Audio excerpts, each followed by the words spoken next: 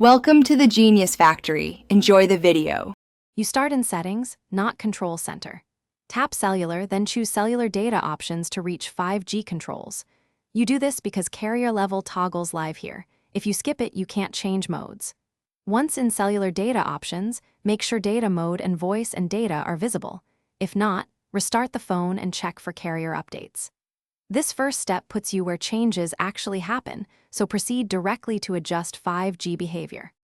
You now tap Voice and Data and choose between 5G on, 5G auto, or LTE.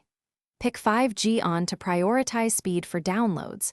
Choose 5G auto to let the iPhone switch to LTE when 5G doesn't add value, preserving battery life. If you're in a weak 5G area, select LTE to avoid constant radio handoffs. Once done, go back and check data mode.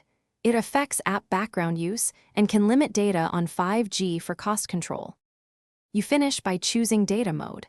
Allow more for higher quality streaming on 5G, standard for normal use, or low data mode to save data.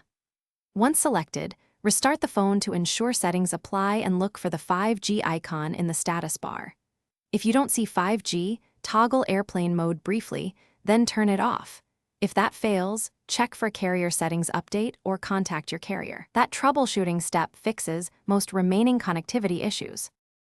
Thanks for watching. If you found this helpful, don't forget to like and subscribe.